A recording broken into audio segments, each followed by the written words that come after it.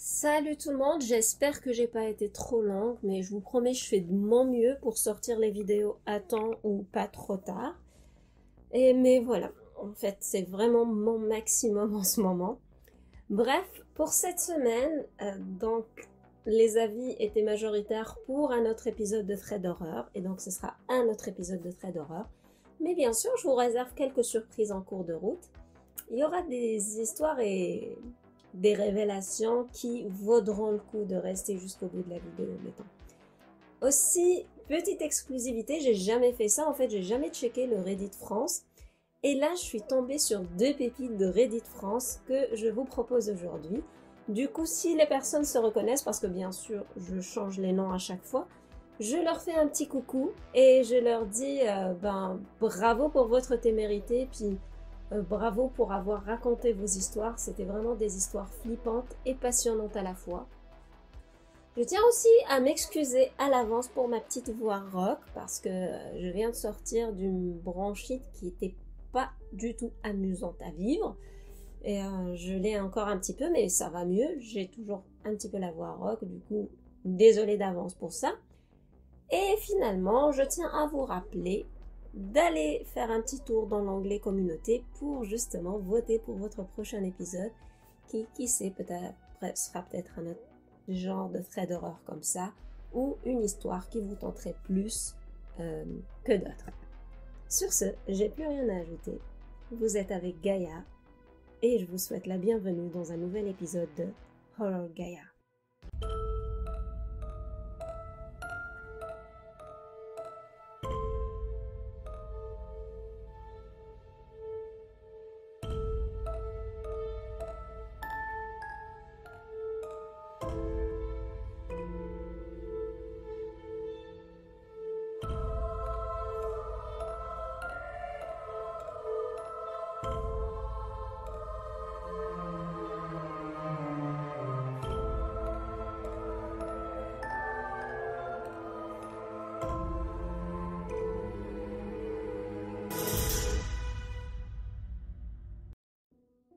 La première histoire nous vient justement de Reddit France et c'est l'histoire de Benjamin. On va appeler Benjamin, c'est un nom fictif bien sûr. Alors Benjamin, avant de commencer son histoire, il dit qu'il a aujourd'hui 30 ans et que donc l'histoire qu'il va nous raconter date, mais que jusqu'à aujourd'hui, il ne comprend pas du tout ce qu'il a vécu il y a 13 ans. Donc l'histoire date de 13 ans. Il faut savoir que Benjamin est quelqu'un de très sceptique et de très terre-à-terre. Du coup, en fait, à chaque fois qu'il lui arrive quelque chose de bizarre, il va toujours se poser des questions qui vont comme rationaliser la chose et la rendre vraiment logique et scientifiquement rationnelle, quoi. Normal. Donc, pour lui, en fait, ce qu'il a vécu il y a 13 ans reste encore aujourd'hui complètement incompréhensible. Donc là, on est en décembre 2009. Et à cette époque, Benjamin est parti vivre avec sa mère à Moriani, en Corse. Et il nous dit que de cette période de sa vie, de décembre 2009 en particulier, il y a deux choses à retenir. C'est que pendant l'hiver, et donc en décembre, à Moriani, il n'y a rien, tout est vide et quasiment désert. Et que deuxièmement, il ne connaissait pas grand monde, sauf un petit groupe de jeunes avec qui il traînait et faisait des conneries par-ci et par-là.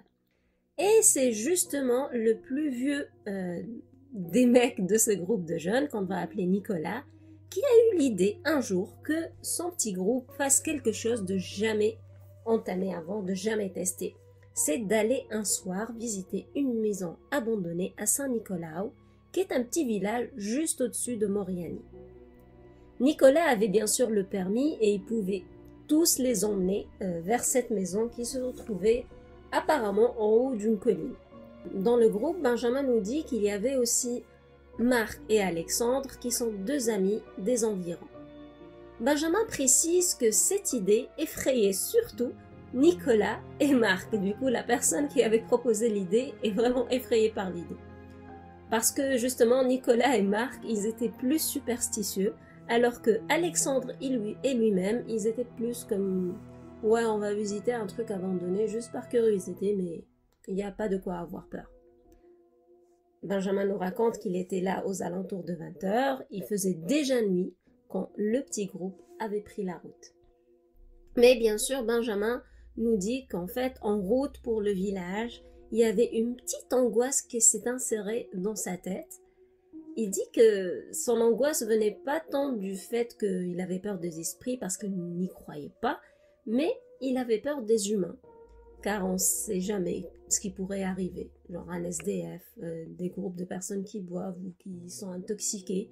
Donc il avait vraiment peur de ce facteur-là. Une fois arrivés au village, ils se sont garés à 2 pas de la fameuse maison.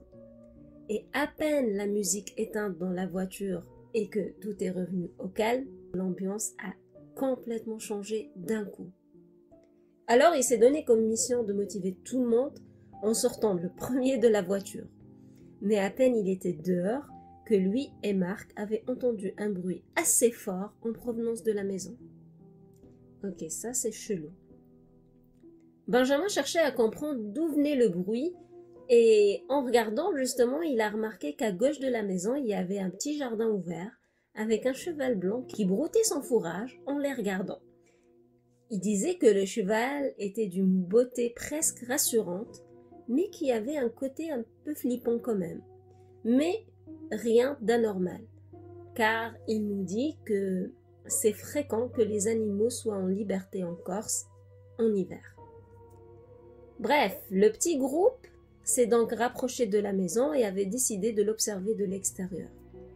Le premier étage de la maison est au niveau de la route, mais 2 autres étages sont en dessous et donnés sur une cour creusée avec un escalier métallique du côté gauche et un escalier en pierre du côté droit. Seul l'escalier métallique donnait sur l'étage du milieu et l'escalier en pierre descendait tout en bas. Une architecture assez particulière. Le groupe a alors décidé de se séparer pour contourner la maison et faire le tour pour voir s'il y a quelque chose de bizarre aux alentours, pour regarder à travers les fenêtres s'ils pouvaient voir un truc à l'intérieur. Mais malheureusement pour eux, il faisait trop sombre pour pouvoir voir à l'intérieur de la maison. Mais par contre, ils ont remarqué qu'il y avait de la fumée qui s'est dégagée de la maison, avec une odeur que Benjamin ne reconnaissait pas. Benjamin nous dit qu'il s'est alors retrouvé tout seul à descendre les escaliers métalliques pour regarder ce qu'il y avait au premier étage, pour essayer de trouver en fait la source de la fumée. Il précise que l'obscurité était presque totale, mais qu'en descendant au dernier étage, il a constaté le premier truc étrange de la soirée. Il a trouvé des braises qui fumaient, un genre de feu de bois avec des braises encore fumantes, encore chaudes. Et là, il retrouve l'odeur de fumée qu'il avait sentie au rez-de-chaussée et qu'il n'avait pas reconnue. Il s'est approché pour regarder ce qui brûlait. Les braises, en fait, c'était quoi? Est-ce que c'était du charbon ou autre chose? Quand tout d'un coup, il a eu une réalisation. C'est que s'il y a des braises, c'est que quelqu'un les avait allumées et que, vu qu'elles sont encore chaudes, cette personne pourrait probablement être encore sur les lieux. Pris de peur, de panique, de frissons, pris de plein d'émotions qu'on n'aimerait pas ressentir, en tout cas il a eu comme une montée d'adrénaline, Benjamin est remonté rapidement et est passé en vitesse devant le premier étage, puis tout d'un coup il a tilté.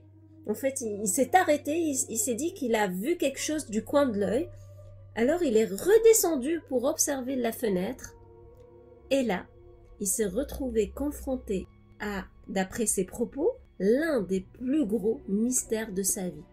Il n'y avait plus aucune fumée et aucune odeur, alors que la fumée et l'odeur remontaient pourtant bien jusqu'en haut. Donc mettons, pour vous expliquer, lui il est descendu tout en bas, à l'étage donc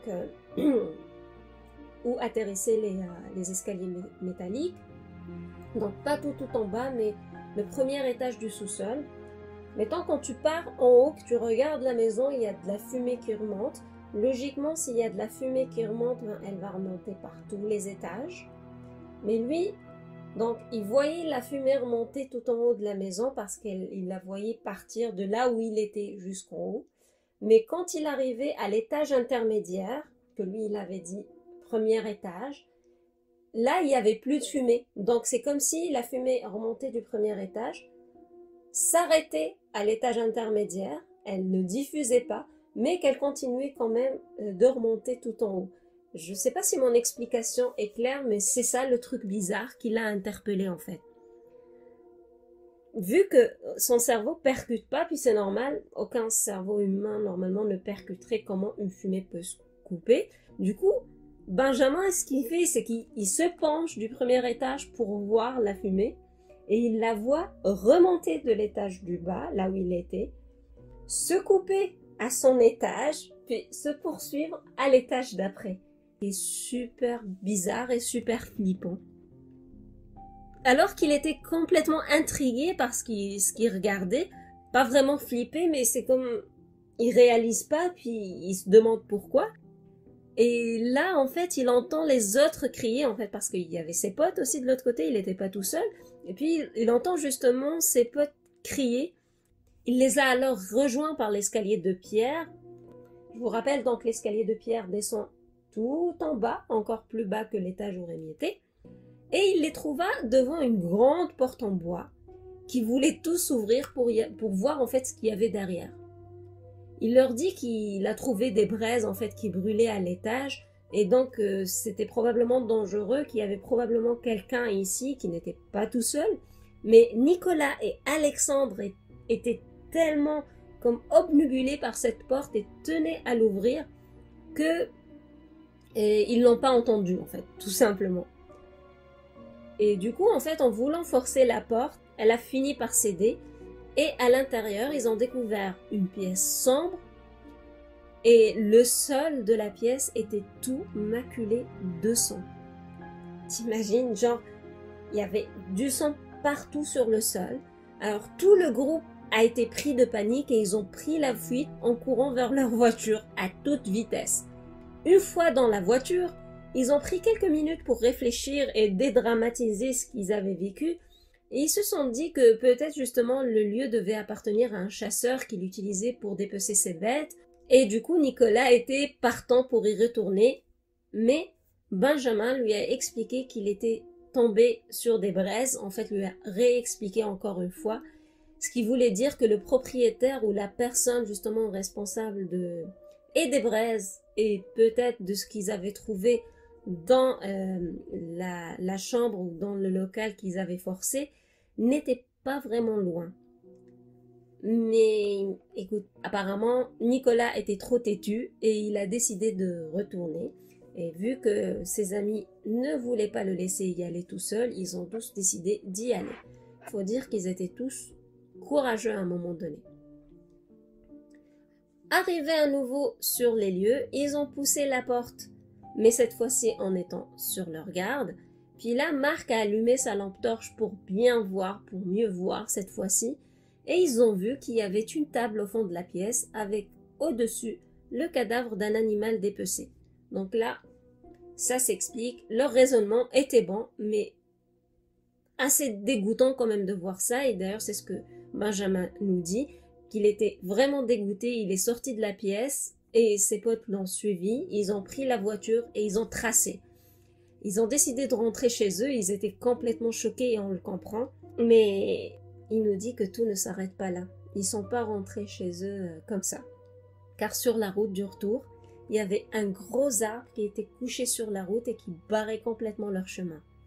Benjamin est allé pour examiner l'arbre, parce qu'ils étaient obligés de s'arrêter bien sûr, et ce qu'il a découvert lui a glacé le sang. En fait, l'arbre n'est pas tombé de lui-même, il a été scié exprès. Ils ont bien sûr essayé de le déplacer, mais ils n'y arrivaient pas. Alexandre a décidé d'appeler les pompiers et en attendant, ils sont tous décidés de retourner à la voiture, sauf Nicolas apparemment qui, quand il a découvert que l'arbre avait été scié, il a été pris de panique et s'est enfui à pleines jambes. Heureusement que Marc l'a rattrapé, l'a raisonné, puis l'a ramené à la voiture. Il nous dit que les pompiers ont fini par arriver, ils ont fini par déplacer l'arbre et par les sauver, puis que heureusement rien ne leur est arrivé. Mais dernier truc étrange que Benjamin a vécu cette soirée-là, il dit que une fois de retour dans leur village, tout leur paraissait étrange. C'est comme si ils ne reconnaissaient même plus l'endroit où ils avaient l'habitude de se rencontrer et de traîner tout le temps. C'est la fin de l'histoire et Benjamin nous dit que c'est vraiment la soirée la plus étrange de sa vie.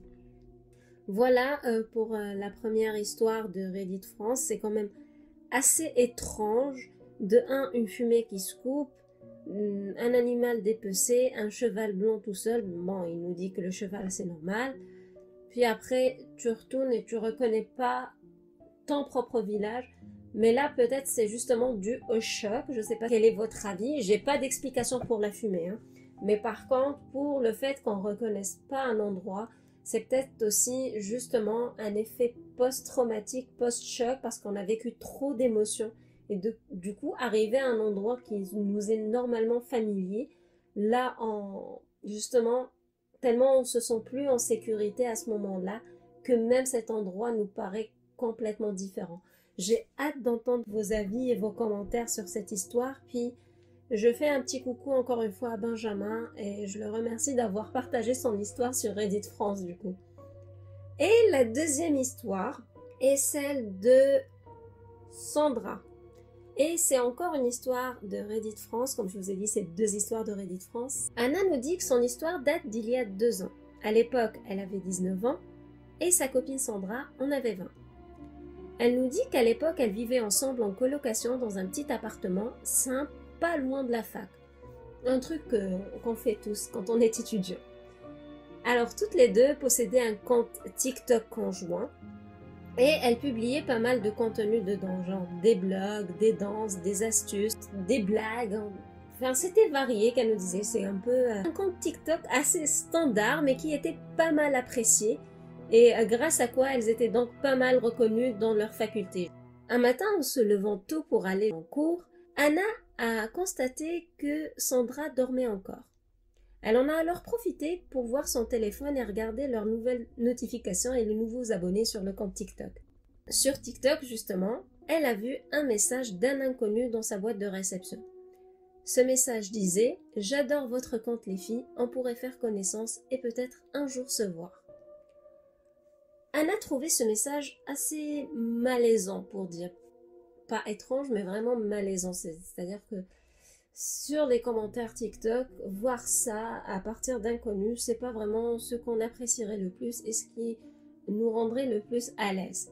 Et ce qui rendait vraiment ce commentaire encore plus louche et malaisant, c'est que le compte d'où venait le commentaire n'avait même pas de description, pas de photo de profil, pas de publication. Anna a décidé de répondre poliment et dire merci, c'est gentil. C'est comme une réponse vraiment politiquement correcte. Anna ne souhaitait pas réellement faire connaissance avec cette personne, du moins pas pour le moment. Et en quelques minutes après, elle est allée à la salle de bain pour faire sa toilette, prendre sa douche, se préparer pour la journée. Et justement, elle était sous la douche quand elle a constaté que Sandra s'était réveillée. Et puis, sans toquer, et le visage pâle, elle a ouvert la porte de la salle de bain et lui a juste montré le téléphone. Et ce que Anna voyait lui a glacé le sang. Il y avait un message similaire qui provenait du même individu et qui leur disait « Eh ben, je vous ai effrayé les filles. Après, si vous ne voulez pas vous décider, je sais où vous habitez, il n'y a pas d'inquiétude. » Puis, il a ajouté un message qui les a littéralement terrifiés. C'était une photo de leur appartement. Sandra s'est alors précipitée en direction de la porte d'entrée afin de bien la verrouiller et de vérifier justement qu'elle est bien fermée. Et elle a aussi demandé à Anna d'appeler la police, mais elle nous dit que justement, une fois la porte verrouillée, elles étaient dans un état de choc et de peur tel qu'elles étaient toutes les deux restées figées, elles ne savaient plus quoi faire. Elles n'avaient même pas tenté d'appeler la police pour de vrai. Jusqu'à ce que un coup de pied sur la porte les fasse sortir de leur torpeur. Là, Anna a fini par prendre son courage à 2 mains et par appeler la police. La police leur conseille de bien se cacher et qu'une patrouille était en route pour leur venir en aide. Anna nous dit ensuite que la porte a fini par céder sous les coups de pied de cet inconnu et que justement cette personne est entrée dans leur maison. De leur côté, elles avaient réussi à se cacher sous leur lit et honnêtement, se cacher sous le lit, c'est une cachette vraiment prévisible. Du coup, elles se disaient que c'était fini pour elles. Elles entendaient les pas de l'individu qui les cherchait dans la maison. Ça n'a pas duré longtemps apparemment, mais pour elles, c'était une éternité, jusqu'à ce que par miracle, elles entendent les sirènes de la police, et justement l'individu qui était toujours en train de les rechercher dans la maison a fini par se barrer. Anna nous dit qu'heureusement la police a réussi à rattraper cet homme qui avait une quarantaine d'années environ et qui était déjà connu des services de police pour vol d'identité et agression sur mineurs. Anna nous dit qu'après cet événement, avec Sandra, elles ont changé leur compte TikTok en compte privé où juste leurs amis pouvaient aller les voir. Et elle finit par nous dire qu'il faut toujours se méfier des réseaux sociaux. C'est en quelque sorte la face cachée des réseaux et la face cachée d'Internet. Et elle espère vraiment que son histoire aidera beaucoup de monde à ne pas prendre tant de risques en publiant leur vie sur les réseaux sociaux. Et c'est vrai, je suis d'accord avec elle, il faut toujours être prudent avec les réseaux sociaux. On publie pas tout, même dans nos photos, il faut vraiment éviter des photos sur lesquelles on voit notre numéro de maison parce que il y a plein de monde qui regarde. Pour ma part, j'imagine que la majorité quand même c'est des personnes saines d'esprit, mais il y a une minorité qui reste quand même dangereuse. C'est des personnes qui ont des troubles psychologiques ou qui sont juste simplement tordues et qui vont utiliser ces petites informations parce qu'ils ont fait une fixette sur vous et essayer de vous rechercher. Donc je suis d'accord, faites attention avec les réseaux sociaux, faites attention à ce que vous partagez et à ce que vous publiez. Et bien sûr, j'ai encore hâte de entendre ce que vous avez à me dire sur cette histoire. Pour l'histoire suivante, c'est une histoire qui n'est pas un thread, mais que je vais raconter en format thread. C'est une histoire malheureuse, avec une fin tragique, je dois dire. Et justement, si le petit résumé que j'ai fait vous plaît, vous pouvez toujours me la réclamer et je vous la raconterai en entier dans une vidéo dédiée parce que je pense qu'elle vaudrait quand même le détour. Là, on part en 1984 alors que Elisabeth Frizzi, qui avait 18 ans, a été enfermée par son père Joseph dans une tanière secrète construite en bas de leur maison en Autriche. Là, en fait, elle s'est faite agresser et abuser par son père à plusieurs reprises pendant les 24 prochaines années de sa vie. Ce qui l'a menée à donner naissance à 7 enfants qui sont Kirsten, Stéphane, Lisa, Monica, Alexander, Michael et Félix. Le premier des enfants d'Elisabeth est décédé pas longtemps après sa naissance. Les 3 suivants, donc Stéphane, Lisa et Monica, sont restés en captivité avec leur mère. Pour Alexander, Michael et Félix, Joseph les a pris et les a fait vivre dans sa maison en haut avec lui-même et sa femme. Et du coup, à chaque fois que Joseph amenait un enfant en haut de la maison pour vivre avec lui et sa femme, la question qui se demande c'est comment sa femme ne s'est pas demandé d'où venaient les enfants et justement pourquoi il les ramenait. En fait, parce que il y a de ça 24 ans, lorsqu'Elisabeth avait disparu, vu que elle n'avait aucune idée de l'existence de cette tanière secrète et que sa fille était abusée pendant 24 ans là-bas, ce qu'elle savait, elle, de son côté, c'est que Elisabeth avait fait une fugue pour rejoindre un culte X ou Y. Et donc, Joseph, ce qu'il expliquait à sa femme, c'est que à chaque fois que les enfants tombaient malades, lorsqu'ils étaient au bas âge, Elisabeth les avait laissés au pas de la porte avec un mot disant qu'elle voulait que ses enfants soient élevés par leurs grands-parents. Donc, le mec était assez tordu déjà pour abuser sa fille, pour séquestrer 3 de ses petits-fils, si on peut dire ça, petit, c'est même pas un petit-fils, c'est un inceste, et puis pour ramener 3 autres enfants issus de cet inceste vraiment tordu, vivre avec lui dans la maison en créant encore un plus gros mensonge. Et finalement, donc en 2008, Elisabeth a saisi une occasion de s'échapper quand sa fille la plus âgée qui était séquestrée avec elle, parce que je rappelais, il y avait 3 enfants qui étaient séquestrés avec elle, sa fille la plus âgée, donc Lisa, est tombée malade et là Elisabeth a demandé à Joseph de l'amener avec sa fille à l'hôpital pour pouvoir la soigner et c'est là où elle a réussi à s'échapper, à avertir la police et Joseph a bien évidemment été arrêté pour ses crimes. C'est une histoire assez folle et assez tordue, je vous l'ai dit, donc c'est pour ça que j'ai voulu quand même vous la raconter sous forme de thread parce que malheureusement, les dangers viennent pas toujours de l'extérieur. Parfois, c'est le danger le plus grave et le plus alarmant, c'est vraiment vient de l'intérieur de la maison et c'est plus atroce parce que du coup, on sait plus à qui se fier, comme dans ce cas-là où le père d'Elisabeth qui était son bourreau. Donc c'est affreux, c'est triste. Puis j'espère qu'elle a réussi à se rétablir parce que j'imagine qu'on sort quand même avec des troubles psychologiques assez graves après cette histoire. J'attends vos commentaires et bien sûr, comme je l'ai dit, si vous voulez que je vous raconte l'histoire dans sa totalité avec tous les détails, n'hésitez pas à me le dire. Je vais d'ailleurs le mettre comme dans les choix d'histoires à raconter. Du coup, vous n'avez qu'à voter pour cette histoire pour que je vous la raconte en détail la prochaine fois. Voilà. Maintenant, on passe à l'histoire suivante, qui n'est pas vraiment une histoire, mais plus un creepy fact que j'ai tellement trouvé flippant ou malaisant plus que j'ai voulu vous raconter. En fait, quand les patients meurent dans les hôpitaux, on ne couvre pas leur tête d'un drap et on ne les met pas dans des sacs en noir pour la mort. Habituellement, ils sont laissés sur leur lit tels qu'ils étaient lorsqu'ils étaient vivants. La raison derrière ça, c'est que lorsque on voit une personne pousser un brancard complètement couvert à l'hôpital, tout le monde se rend compte que ce patient-là est décédé, ce qui pourrait faire paniquer certaines personnes. Donc, ce qu'ils font dans les hôpitaux, c'est laisser le visage à découvert pour faire penser à un transport d'un patient d'une unité à l'autre sans faire paniquer le monde. La personne qui a donné ce fait creepy a travaillé dans un hôpital et elle dit en fait qu'elle l'a découvert en voyant un agent de sécurité pousser un brancard avec un homme en descendant le hall de l'hôpital et qu'après 10 minutes, en fait, il a mis comme le patient de côté puis qu'il est resté à discuter nonchalamment avec une autre personne. Là, elle a décidé d'aller lui parler. Elle lui a dit, écoutez, est-ce que vous n'allez pas conduire cet individu à quelque part?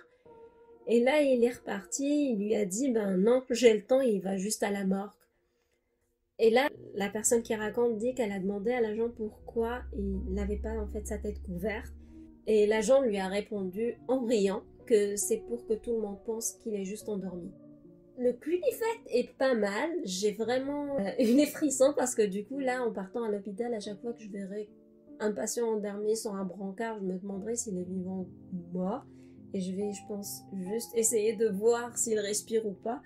Mais ce qui me donne les chocottes un peu plus, c'est les réactions de l'agent de sécurité, genre de dire oui, il va juste à la morgue d'une manière nonchalante et de rire en disant c'est pour que vous pensiez qu'il soit juste endormi. Je sais que en étant confronté à la mort, souvent on perd un petit peu d'empathie, mais ça reste que c'est une vie humaine qui est perdue et que c'est ça, je trouve ça un petit peu lourd qu'on puisse quand même rire de ça et pas considérer justement cette vie perdue, cette personne qui est quand même une perte pour des proches, pour des personnes qui l'aimaient vraiment. Je sais pas votre avis, mais c'est ça. Je veux vraiment avoir votre avis sur ça. Peut-être que moi, je suis juste un petit peu trop sensible ou que la situation était vraiment bizarre quand même. Dites-moi ce que vous en pensez. Sur ce, on passe à la dernière histoire, qui est celle de Mélanie. Alors Mélanie est mariée à Sébastien et ils vivent tous les deux dans une maison de banlieue aux US. Nous sommes en plein mois de décembre, encore une fois, et on est tard dans la nuit. Mélanie dit qu'elle somnolait et qu'elle commençait à avoir un rêve très lucide que quelqu'un frappait à leur porte. Dans ce rêve, elle se voyait secouer Sébastien pour le réveiller et lui dire d'aller voir qui est à la porte, et pendant qu'elle le secouait dans son rêve, elle a fini par se réveiller pour se rendre compte qu'on frappait réellement à la porte. Maintenant, il faut être clair sur quelques concepts. Mélanie spécifie qu'on ne frappait pas de façon frénétique et forte sur la porte, comme ce qu'on fait en fait dans les films de slasher ou dans les thrillers lorsque la police débarque pour une perquisition en plein milieu de la nuit. C'était plus des coups lents et soigneux avec plusieurs intervalles de silence, un peu comme ça. Je ne sais pas si vous entendez. Elle a secoué son mari pour le réveiller et son chien a commencé à paniquer et a accouru vers la porte. Un autre petit détail que Mélanie ajoute, c'est qu'au moment des faits, avec Sébastien, ils avaient tout juste 19 et 21 ans, et donc ils étaient tout jeunes et fauchés, et pouvaient sûrement pas se permettre de s'offrir un fusil ou n'importe quelle autre arme de poing pour se protéger. Cependant, Sébastien gardait toujours un marteau près du lit.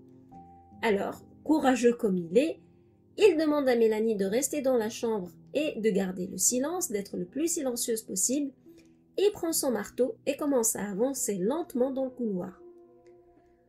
Dans une anxiété et une peur absolue, Mélanie de son côté a dû attendre probablement 10 minutes avant de sortir de la chambre et aller à son tour vers le salon pour voir ce qui se passe.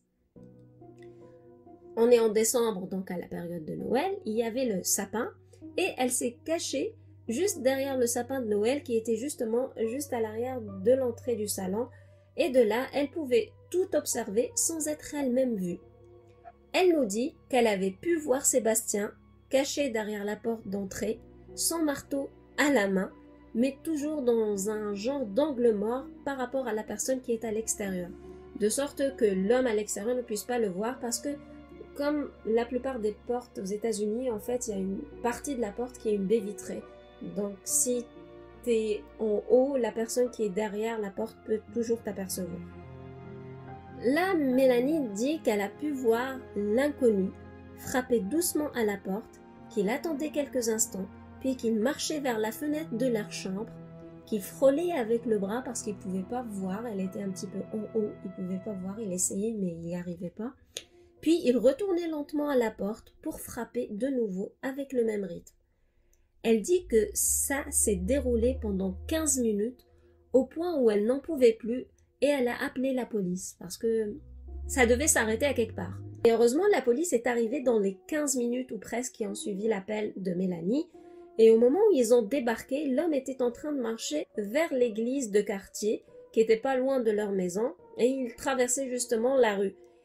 Et il a du coup été attrapé par la police, et du coup l'homme a expliqué à la police qu'il voulait juste leur parler pour obtenir un lift pour rentrer chez lui, et Sébastien a accepté de lui parler. Et là, en fait, Mélanie dit que Sébastien, en lui parlant, a remarqué que cet homme, que cet étrange inconnu, avait des coupures et du sang partout sur son corps. Et là, ils étaient sûrs, au vu de ces scarifications, de ces coupures, de ce sang, que cet homme venait juste de sortir d'une bagarre ou d'un combat ou d'un truc du genre. Et malgré cet aspect bizarre de l'homme, en fait, Sébastien a eu pitié de lui, il s'est dit que cette personne était peut-être blessée, et il a accepté de le conduire chez lui, mais la police a dit que non, vu qu'ils étaient là, c'était à eux de le faire, et c'est là, selon Mélanie, la portion la plus effrayante de son histoire. L'homme alors a remercié la police en déclinant leur offre de lift, et leur a expliqué que lorsqu'il avait été interpellé, il se dirigeait vers l'église, là où il avait oublié son sac, et donc il avait besoin de le récupérer d'abord. Et là, il était parti, comme ça, en marchant. Et là, Mélanie et Sébastien ne croyaient pas leurs yeux. Ils le voyaient tourner au coin de la rue. Il avait un sac, mais il tenait aussi un putain de couteau à l'autre main. Jusqu'à ce jour, elle se demande si cet homme était réellement venu pour un lift ou s'il était venu avec une idée derrière la tête de les massacrer au couteau, ou une vengeance, ou juste une fixette. Et c'est ce qui l'a fait le plus flipper.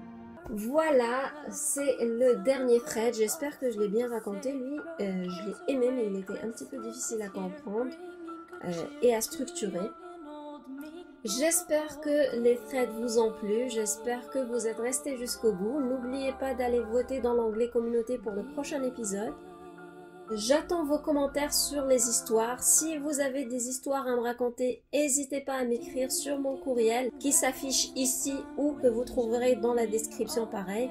Vous pouvez toujours aussi me joindre sur Instagram et me suivre sur TikTok. En ce moment sur TikTok, je suis pas mal inactif aussi, mais il y a pas mal de vidéos sur des creepy facts, des faits d'horreur que j'ai bien aimé raconter sur YouTube ou que je mets sur YouTube, et plein d'autres trucs. C'est assez varié, donc suit yourself si vous voulez faire un petit coucou là-bas, ça me ferait toujours plaisir.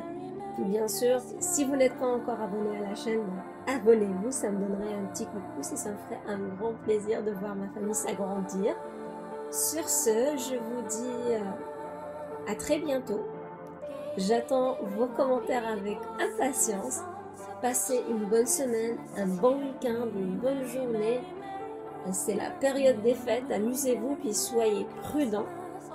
Et ciao!